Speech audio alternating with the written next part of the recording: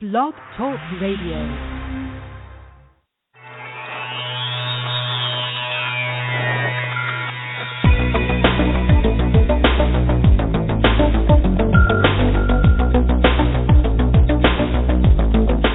Across the country and around the world, streaming live on the internet, it's Real Estate Coaching Radio, bringing you the latest news, interviews, and secrets of the top producers.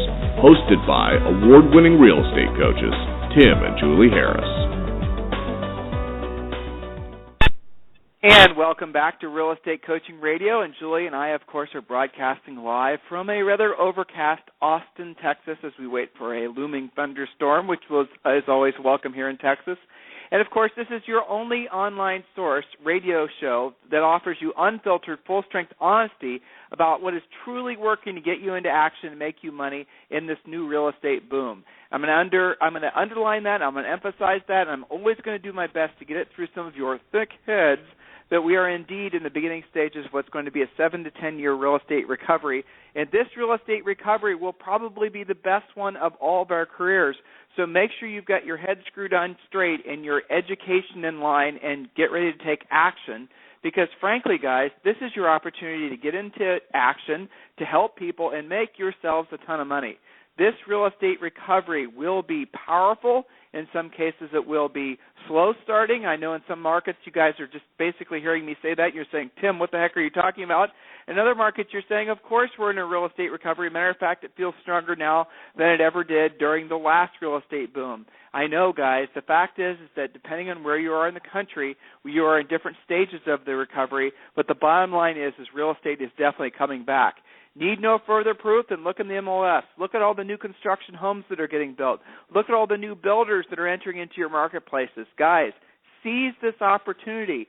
If this spring so far hasn't felt like a real estate boom to you, let alone a recovery, then you need to request a free coaching call at freecoachingcallsforagents.com. So one of the topics that we talk about occasionally here is obviously working with buyers. Now, we are definitely focused on helping all of you learn how to be listing agents, and that is definitely where the power and control and the long-term lasting success that all of you desire comes from, learning how to be a listing agent. But working with buyers is something, obviously, that is a critical part of your real estate business, and no matter how many listings you have, how much success you are experiencing, we want you to always have at least 2 or 3 AAA-motivated buyers. So Julie and I are going to be talking more about buyers on today's show. Without any further delay, Julie, welcome back. Thank you. It's my pleasure. So we got a lot of great feedback after yesterday's call. We gave them some overview ideas about scripts and techniques and different things they could do to be getting their buyers in contract quicker. And so a lot of you guys gave us great feedback, had more questions from yesterday's show. So we're going to be drilling down on buyers a little bit more today. So Julie, why don't you just go ahead and jump into what we've prepared for all these guys. Sure, you got it. And I think as a result of yesterday's call, some of our listeners said, all right, well, you talk about not wanting us to pay for buyer leads necessarily. What are some other ways to generate more buyer business? And I'm going to share with you a quick story. One of my she's risen to the top of one of my favorite clients now because she just has her eyes and her ears open all the time. Super green agent, actually. And she said on her call today, she said, a lot of people told me that open houses don't work, but I got to tell you, they did exactly what you said on your last coaching call because we talked about how to actually monetize an open house and to do it the right way so you end up with not just buyer leads but also seller leads. So she flyed the neighborhood beforehand. She talked to the neighbors. She had a great-looking sign-in book. We worked on open house scripts, all these things. She said like half of the neighborhood showed up to her. She did like a 2-hour preview for neighbors and friends only. Then she had for the general public.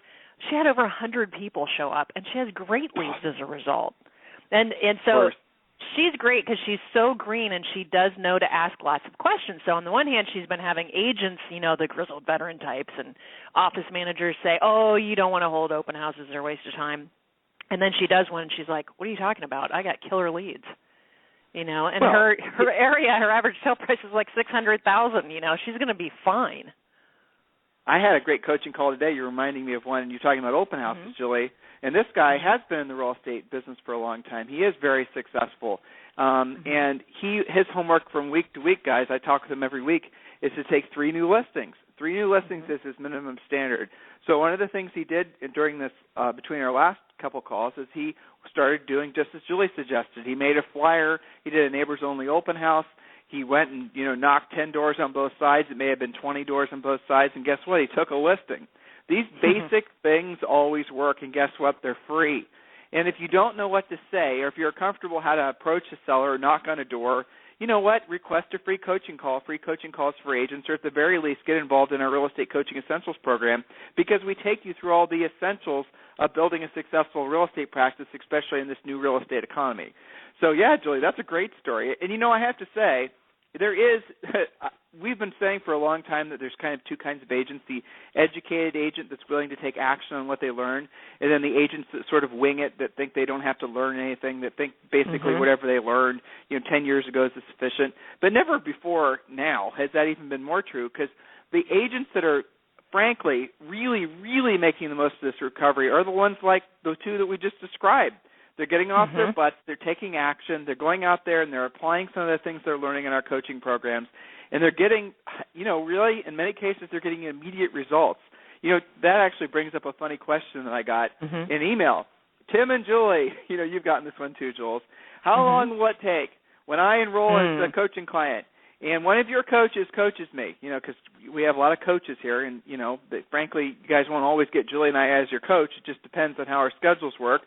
So, and I go, you, Julie, or one of your many coaches as my personal coach, how long will it take me so that I can, experience success? When you get that question, it's impossible to answer, isn't it? But how do you answer it? The first thing that pops into my mind is, how coachable are you? How open are you? The example I just gave, she's implementing immediately and getting immediate results. If you're going to be somebody that questions everything and wants to re-engineer everything and do it your way or some other way you've heard, well, I can't tell you how long it's going to be, because you might have to try something else and, try and finesse it and then fail and then go back to exactly the way we taught you. So, we give you things that will work right away. You've got to take some responsibility of implementing the way we ask you to do it. So if you're willing to do that, example I just used, I think she literally signed up for coaching on her first transaction ever, and she already has 6 to 8 in the pipeline that are really good, solid deals. So anywhere from immediately to whenever you feel like implementing would be my answer. I agree. But what's interesting is sometimes it's the middle of the road agents that are the worst coaching clients. That's the truth. I would totally agree with that. The top producers are the great coaching clients, because they know the power of learning, and the more they learn, the more they earn. They know that. And the newest agents are always great coaching clients, or, basically people that are returning to the real estate industry, I would say, are great coaching clients as well, especially if they have a professional background. It's you guys in the middle that are the blockheads, because you're able to produce your moderate level of production of usually. You can get by without really having to learn anything new. That's right. You're supposed to be learning new, but do you do it? That's the question. And you get lucky often enough, but you might do 6 or 8 deals per year, or 5 or it just depending on your price range in the area of the country. You just get by, so you get enough of a taste of success that you think you know more than you do. You don't realize that most of your business just comes from luck. And until you have a coaching call with one of our coaches or Julie I, where we impress upon you, if you were just to apply maybe some of the natural talents and skills you've got going for you, and apply a system, apply some specific regimens, a schedule, so you can proactively go after the business, that's when your life changes. So, it's funny. If you find yourself in a state where your income has been the same year in and year out for maybe 2-3 years, it's probably because you have not learned to do something new. I'm not saying you're not learning new stuff. I'm saying you're not learning new stuff that's going to help you produce more transactions and income. God knows you guys are inundated with lots of messages about silver bullets and little whiz-bang things to help you produce transactions. But have you noticed that virtually none of those things actually work? So, yeah, you might be absorbing more information about real estate, but is it really resulting in more transactions, more income, and most importantly, more profit for you? Chances are, yes, you're consuming information, but no, it's not actually producing more profit. So you guys have become skeptical in some cases. Well, you know what? Request a free coaching call, freecoachingcallsforagents.com, and we will help you get your head screwed back on straight so you can turn your spring market into your best year ever. So, Julie, let's jump right back in where we left off yesterday, talking about the really incredible opportunity buyers can be, and those, of course, are the buyers that meet the rules that we laid out for you guys yesterday. And remember, no matter what, always put your best energies towards taking listings. So Julie put together a list of great places you can go about getting buyer leads without having to pay for them. Go ahead, Jules. Okay, so you have your own center of influence. So my earlier agent example this week, one of her homework assignments, sending a letter to her friend's family center of influence and past clients from previous businesses that she's had, so basically past clients, friends, center of influence, announcing that she is in real estate and she's there to take care of them. And not just doing that letter once, but we'll do that probably every other month here as we get going with her. Of course, we mentioned open houses. Then we have 25% referral fee only online sources. These are companies where there is no monthly fee, no sign-up fee, no yearly fee. You only pay when the transaction closes. You have relocation. Some of you work for companies with varying degrees of relocation relationships, so find out about that, and then there are other ways to create those relationships on your own, so relocating executives and others. Then you have the paid buyer lead sources like Zillow, Trulia, et cetera. And honestly, all you really have to do is talk about real estate, and there are buyer leads everywhere. I remember going on a walk, there's buyer leads. Going to your mailbox, there's buyer leads. Make sure you're talking about real estate. You'll be surprised the opportunity that you attract to yourself. So that's our short list of how to generate buyer leads. So here's a thought for you. This weekend, if you guys are transactionalists, if you're closingless, if you don't have money coming in right now, go to an agent in your office, your broker, somebody who basically is going to allow you to hold a really good listing of theirs open. Now, let's define what that is. That is going to be a house that's probably not a condo, where there's lots of easy parking around it, where it's going to be in a great, highly desirable neighborhood. It's not gated. In other words, you're going to make it so as many buyers can come see it as easily as possible. Then you're going to get 7 to 10 open house signs. Yes, 7 to 10. So in this order, find the listing that an agent will allow you to hold open. Then market the open house everywhere online. So that's going to be Craigslist possibly. That's going to be, maybe your MLS. Different sources where you can just really generate a lot of buyer interest. You can also do this sometimes in new construction. The builders will let you do it. So then what's next is prior to the open house, maybe Saturday. So your open house is this Sunday. So maybe Saturday. And guys, there's still plenty of time for you to do that, for this idea for this weekend. On Saturday, go door knocking with a flyer in your hand with information on the open house and other information about all the other listings in the area. So when that seller asks you about the house that's 2 streets over for sale, you'll have the MLS information right there to answer all their questions. So go and create a personal invitation, something inexpensive. Again, a flyer saying there's going to be a neighbors-only open house that's going to take place from, say, 10 till noon, and the open house starts from noon till, say, 2, or however long you want to hold the house open. The point is that you are in action out there meeting the owners, knocking on the doors, giving them a flyer, presenting yourself as a real estate expert, as hopefully all of you are learning to truly become, not just calling yourself an expert, but actually being one. And then guess what? You'll get leads. These leads cost you nothing. In action, while you're talking about real estate, you will find yourself feeling more energetic and enthusiastic. When was the last time in your real estate business that you actually had flow, where you felt like the wind was at your back, where things felt easy, when you had the momentum working for you? That comes from action. So put yourself in a place where you can go out there and be of service to others and open yourself up to the opportunities that are constantly surrounding you. Because remember, everyone you ever come in contact with is either wanting to buy a home, wanting to sell a home, wanting to buy a second home, wanting to downsize a home, fill in the blank. In other words, everybody you come in contact with is in real estate. It's not like something else where if like you sold planes or boats, you're not going to run into people constantly that have planes or boats, but everybody lives in a house or apartment or a condo, right? You're surrounded by them. So every single person you ever come in contact with is going to be interested in what you do and what you know because it directly affects them. Makes sense, doesn't it? So approach the marketplace like that, knowing that there's opportunities and conversations happening constantly.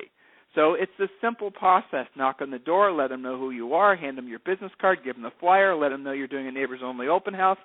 Then Sunday, signs everywhere. Neighbors-only open house first. If some non-neighbors show up during the neighbors-only open house, who cares? It doesn't make a difference. Meet, greet, and gather information while you're there.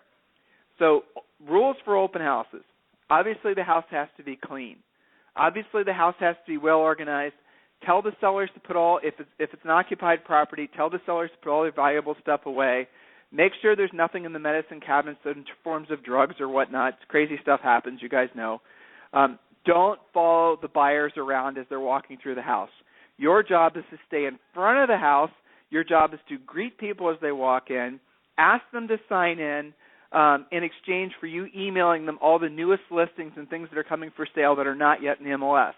You know, you can get the buyers, obviously, to show more interest if there's information that you have that they can't readily get on their computer.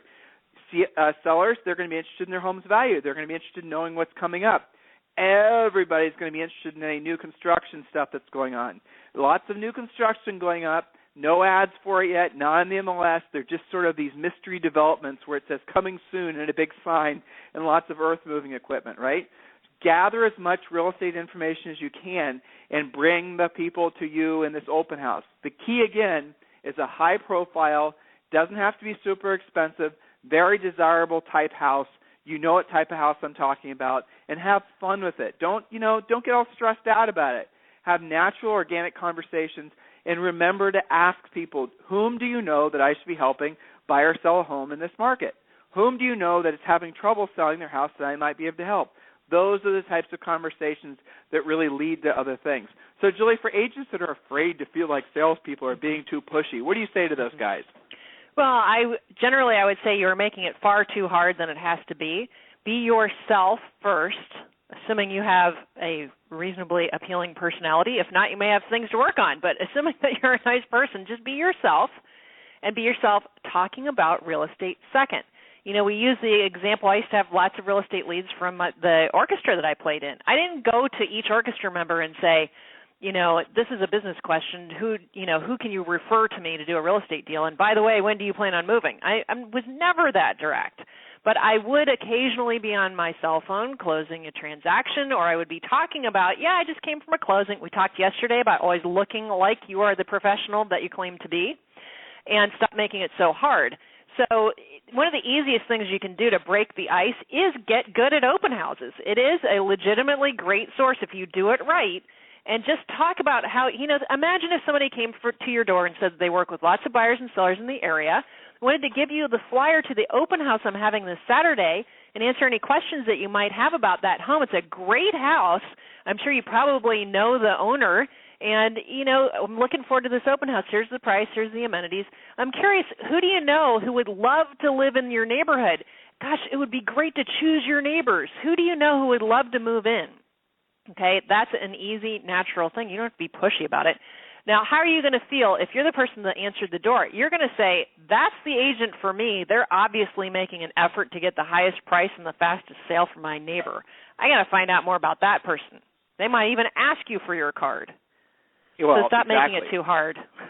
Yeah, guys, remember the research that we explained to you, and we've explained to you many times before. In essence, the bottom line, I won't tell you all the details, but the bottom line is something like 95% of everybody works with the first realtor they meet. Be that first realtor and you win. If they're in the market to buy or sell real estate and they meet you and you seem reasonably confident and you have a nice personality and you're helpful and you're sincere, chances are they will do business with you, even if you are new, even if you are getting back in the real estate business, even if maybe you're who knows what level of career at what successful you've had.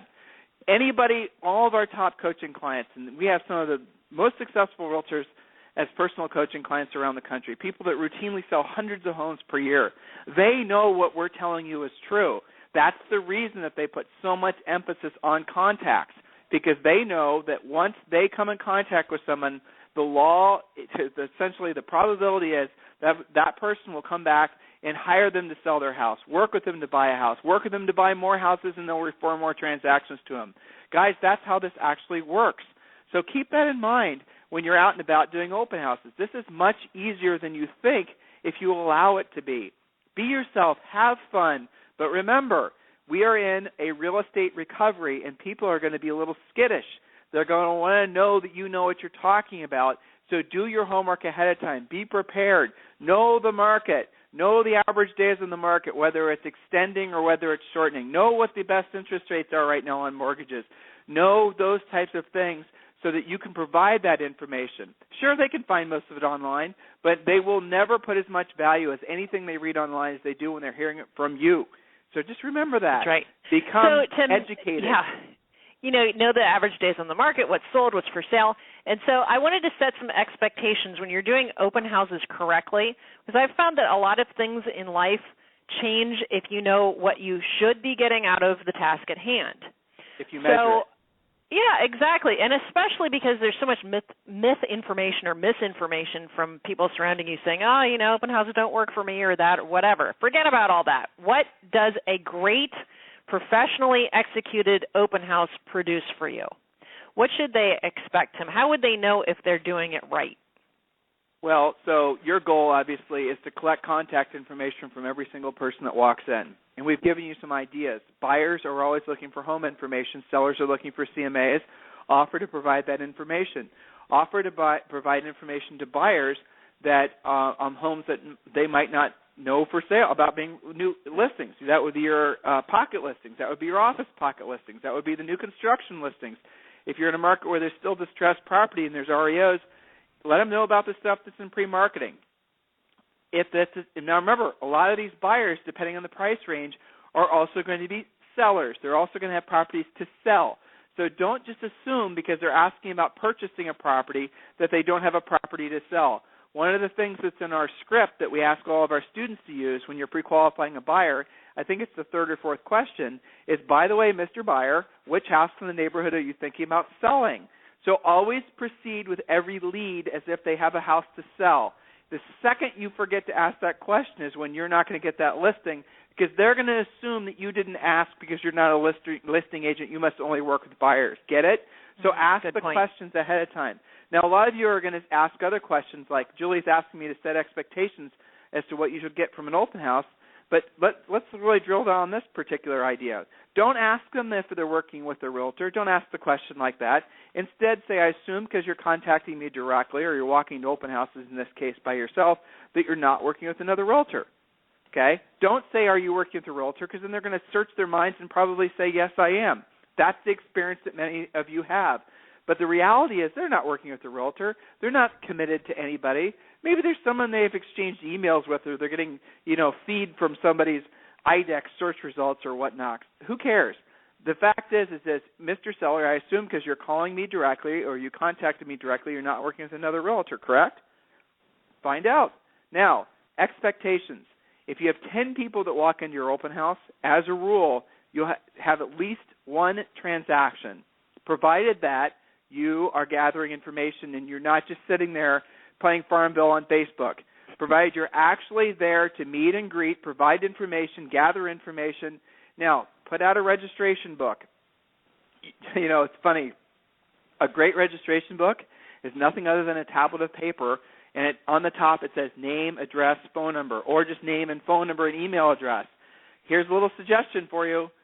Have a whole bunch of people pre-registered so that when someone walks into your open house, there's not just a blank registry there. Because if there's a blank registry there, no one's going to put their information on there. But if they say 10 more people have done it beforehand, then they'll do the same thing. It's the psychology of it. If you walk up to Starbucks today or any other coffee place or wherever, and there's a tip jar there, and there's no money in the tip jar, you're not going to put money in that tip jar. But if you see there's money in that tip jar, you're going to put money in that tip jar. And the people that work at the restaurant seed that tip jar before customers start walking in that day, because they know psychologically if there's money in there already, it puts on a social pressure for customers to add to it. Okay, so your registration book or just your yellow tablet of paper, make sure you've got some pre-registrations. Make sure you've got some information on there so that it looks like people have been there before you. You can make these up. It doesn't matter. We're not doing anything particularly unethical. All we're doing is using the psychological benefits of peer pressure to get people to register. So then have conversations. Look for the people that are motivated, that are really interested in the market, provided you're there to provide information, provided you're being helpful, provided you're not just sitting there being sucked in, all your time is not just being sucked in by one person, you're actually doing your job, you will find that the cream will rise to the top, and those people who are actually in the market are going to seek you out. You look nice, you sound professional, they are going to want to work with you. You will get that transaction. So when every 10 contacts, provided you're not just sitting there, you're actually working them, will result in a closing for you. And oftentimes, guys, a 30-day closing. Now, if you're holding a house open that is not pending, remember, those buyers might actually want to purchase the house, so have contracts with you. Okay? That's Be right. ready and to sell the house. Yeah, that's right. Don't be shocked. I always tease my clients, don't pee your pants when somebody says, yes, I'll take the house. So when should they follow up with all these open house leads that they've got in their really nice-looking sign-in book? That's a funny question, isn't it? I mean, immediately, that day. It's that always funny day. because, yeah. Well, exactly. But, Julie, you know as well as I do, when we're doing free coaching calls with people that know they're needing coached, and you ask them how long does it take for them to follow up on open house leads, they'll always say, well, I usually try to do it the next day or the day after that. And then you ask them why, and what do they always tell you? I don't want to be pushy. I don't want to bug them. That's right. I don't want to be too pushy. Okay, so this person took part of their Sunday or Saturday, went to your open house, registered, because they were expecting to hear back from you, and then you decided not to call them back until 2 or 3 days later because you were worried about being too pushy. What the heck is that about? Well, here's a little-known fact, right? A little-known fact is when people are motivated, they actually expect you to close them. It's weird to them if you don't. It makes them seem like you're too busy, or maybe you're not that serious, maybe you're a part-time agent. What was the deal? So, yes, that same evening, that is appropriate. And then anybody who you don't get a hold of course, you're going to relentlessly follow up on until you actually reach them. And as Tim pointed out, don't be surprised if one of them actually wants to buy the house. Then as far as your leads go, your mission should be to set an appointment. If somebody does seem like they want to work with you, don't do the typical realtor thing and say, well, give me your information and I'll follow up with you. Just go for the appointment. Set an appointment for tomorrow afternoon and then, follow up with a phone call, pre-qualify them, get the details, and then proceed. But go for the appointment. And, guys, listen, Julie just said something really important. At the open house, when you have a really good prospect and they're wanting to see property, your open house is over at 4 o'clock. While you're sitting there at the open house, when people aren't in the house, set up showings and show people those properties that particular day. Urgency matters. It makes all the difference. If you're not creating the revenue that you want to have right now, ask yourself, how fast are you? How urgent are you? How really anxious do you seem? And would you work with you? If you were actually wanting to buy a house, would you work with someone who didn't get back right away? Would you work with someone who didn't set appointments right away? If you're ready to buy, aren't you looking for somebody who's going to act like we try to coach you guys to be? Yes, of course. So here's the bottom line. Of course, buyers are awesome, but buyers are not a way to build a business.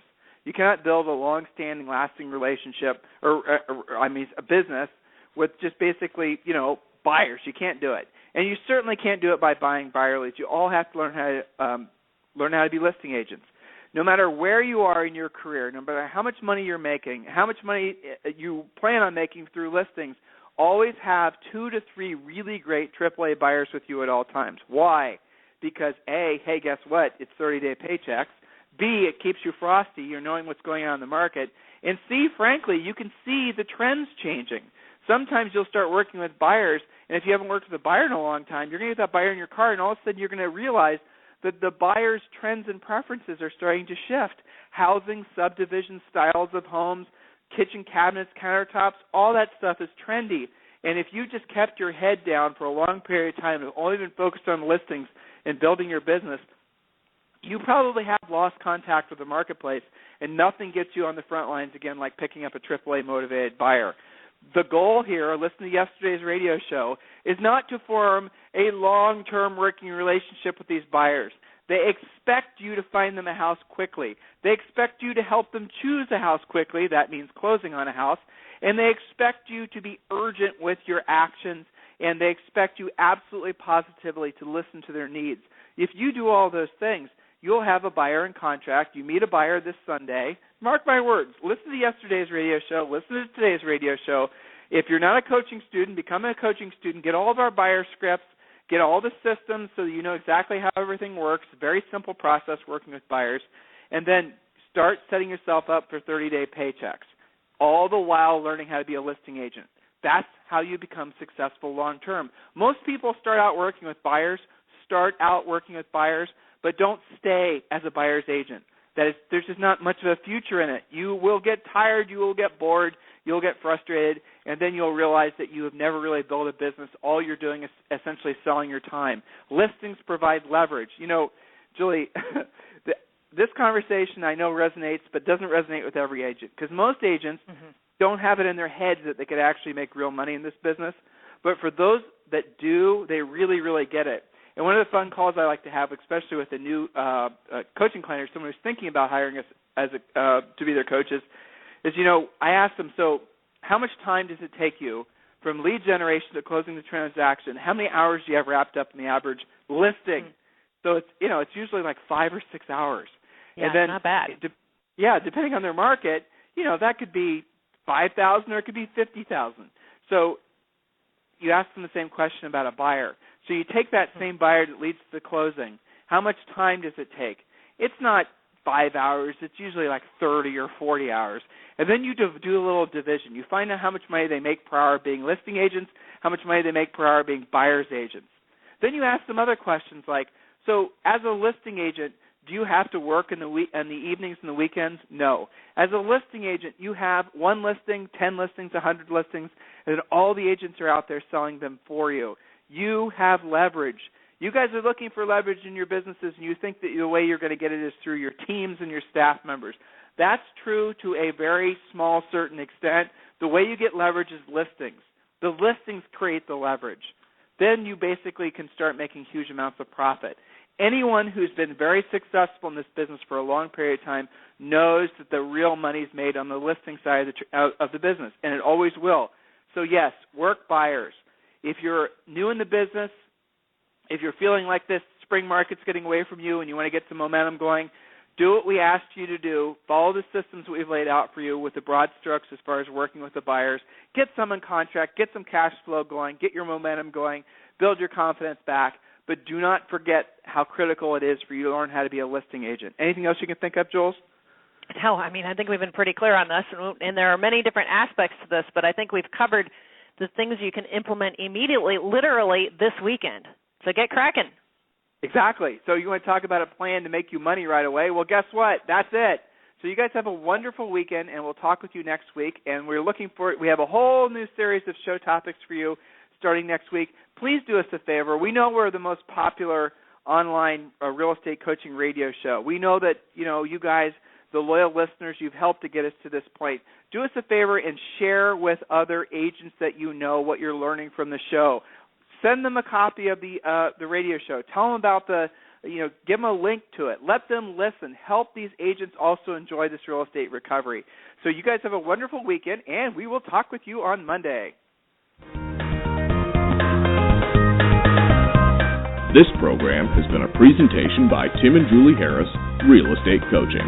For more information on our real estate coaching and training programs, visit our website at timandjulieharris.com. Remember to tune in weekdays at noon for upcoming shows. And until next time, thank you for listening to Real Estate Coaching Radio with Tim and Julie Harris.